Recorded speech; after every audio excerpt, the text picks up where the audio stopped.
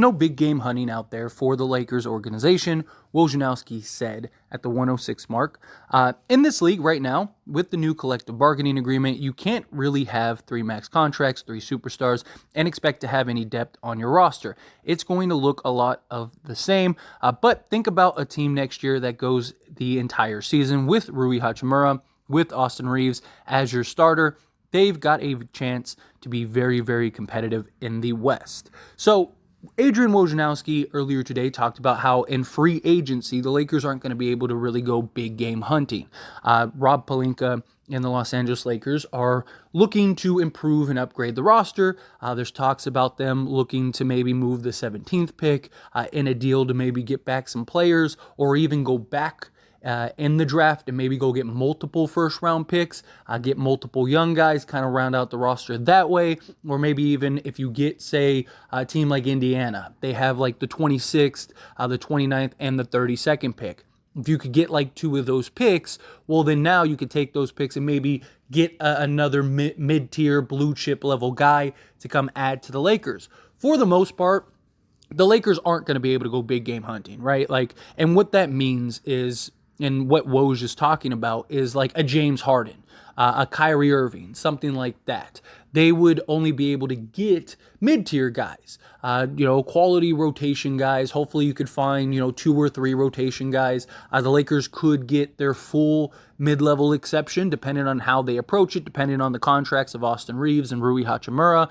You could also have your taxpayer mid-level is another thing, biannual. The Lakers have exception options to go and acquire some more mid-tier guys. They can also bring back essentially all of their players if they wanted to and just kind of run it back fully. The Lakers have options, which is good. That's what you want from an organization, and from a GM standpoint, you want to have options to go and look for, player A, B, C, and D. And the Lakers will definitely be doing that. They definitely need to fill some holes, right? They could use another quality big man. They could use some shooting, maybe some more perimeter defense. Problem is, the market is very limited. This free agency class isn't really top tier.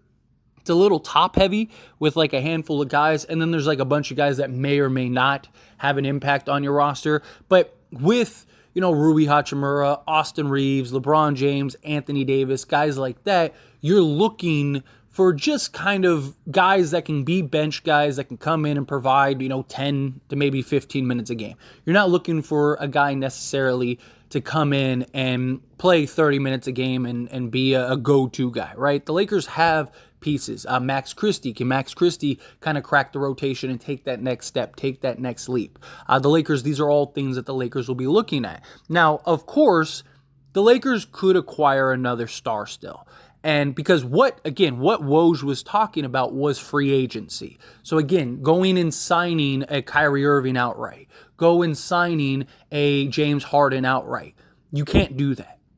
Because of the new CBA, basically you get those 3 guys, they wouldn't be able to keep Austin Reeves, Rui Hachimura, Jared Vanderbilt, guys like that. They would, in order to go get Kyrie and pay Kyrie, the Lakers would essentially have to renounce everybody except for LeBron James, Anthony Davis, and like Max Christie, and then go and sign Kyrie Irving, and then you have Kyrie, LeBron, AD, and a bunch of vet minimum guys.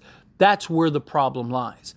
But what the Lakers could do is via trade. That's why a lot of like the star talks are trade rumors. It's trading for a DeMar DeRozan. It's trading for a Bradley Beal. It's trading for a Damian Lillard or something like that, because the Lakers could go and get a 3rd star, add that to an Austin Reeves, Rui Hachimura, Jared Vanderbilt, Max Christie, and now you basically got your core 7 guys, and you're just looking for vet minimums to kind of round out the roster.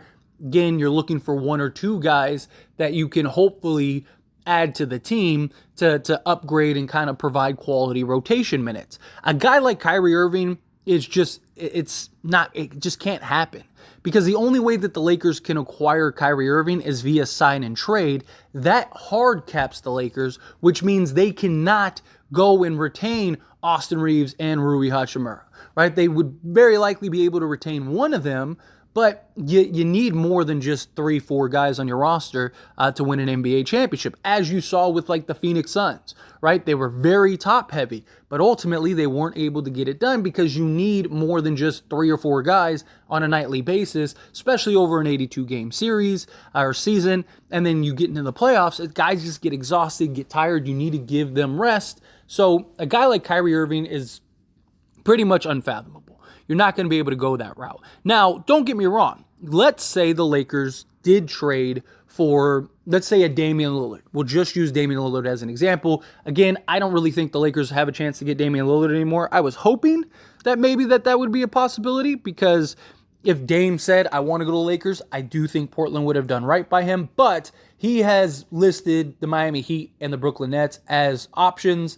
Portland will trade Damian Lillard to the Miami Heat before he trades them to the Lakers. Even if Miami gives a lesser package, they will trade him to the Miami Heat so they don't have to see Dame 4 times a year. But we'll use Dame as an example. He has a higher tier contract. If the Lakers were, let's just say, able to trade D'Angelo Russell, Malik Beasley, and Mo Bamba and go get Damian Lillard. The problem with the new CBA is it essentially hard caps you. So you lose your exceptions, you can't make trades, you can't trade draft picks after a certain year. So it just makes things very difficult to round out a roster. Here's the thing though, if you already have your roster intact, it doesn't matter. Because at that point, all you have to do is all you're doing is paying the tax, right? So if the Lakers have, let's say, a Damian Lillard, LeBron James, Anthony Davis, Rui Hachimura, Austin Reeves, Jared Vanderbilt, and Max Christie, you got your core 7 guys, right? You're not worried about having to go and get a taxpayer mid-level guy or going and getting this. You could even retain guys like Lonnie Walker and things like that. So you could still round out your roster, have your 15 guys, and you're good. Because once you get to the playoffs, you're only going to run 8 to 9 guys at most, and you have 7 of those 8 to 9. All the Lakers would really need at that point is get a center, right? You need some type of center to kind of provide relief for Anthony Davis, something like that. So the Lakers can go big game hunting. It just would have to be a trade, and it would have to be the right trade. Now, the 2 most realistic options for the Lakers would be Bradley Beal and DeMar DeRozan. Because Bradley Beal, with his inflated contract, his injury history, and just what the Wizards are trying to do, they're essentially just trying to move off of Bradley Beal in order to get the cap relief so that way they can start rebuilding. Also, Bradley Beal's market is extremely limited, and there's very few teams that can keep a core intact and still go and acquire Bradley Beal. And that's something that matters because Bradley Beal has a no-trade clause. Not only does he have a no-trade clause, but on top of the no-trade clause, with a limited market and with his inflated contract, it makes things very difficult for the Wizards to go and make a trade. Now, could Washington just not trade him? Of course they could. That's a real possibility. But the whole idea is they want to hit a rebuild. So if they can get the 17th pick and maybe the 2029 pick and basically clear Bradley Beal's contract, then that's something that could very well happen. It just comes down to, does a team that come out of the woodworks want Bradley Beal? Like we heard Sacramento, they want it, but apparently those talks went nowhere. Because again, Sacramento is very limited and Washington doesn't want to take on long-term salary. So like a team like Miami, Bradley Beal's been linked to Miami. And there was even a report that Bradley Beal would waive his no-trade clause to go to Miami. Here's the problem. They would have to take on like a Duncan Robinson or something like that, right? Do they want that long-term salary? Probably not. The thing and the beauty of the Lakers is the Lakers have expiring contracts that they could use to go and trade for Bradley Beal so they don't have long-term salary, right? Malik Beasley and Mo Bamba, they could just waive, and there you go. D'Angelo Russell, what they could do with D'Lo is just sign him to a 1-year max, right? So let's say D'Lo is going to get $20 million a year. They could say, hey, instead of you getting $20 million a year over 4 years, we're just going to give you a max, which is like $35 million, and you're going to get that $35 million for 1 year, and then we're going to trade you to the Wizards. You're going to play the year in Washington, and then that year you fall off the books. If Washington wants to keep you, they can keep you. If not, then you can go sign a new contract elsewhere. And he basically gets an inflated contract. A great example of this was like J.J. Redick. A team, I believe it was the Clippers, gave him like some ridiculous contract one year to basically just to cover some salary issues. And he got like this massive contract one year. So that's something that could happen for the Lakers to acquire Bradley Beal. And the only reason, again, Bradley Beal could be a Laker is because of the market, his contract, and the injury history. Again, not all stars are treated the same.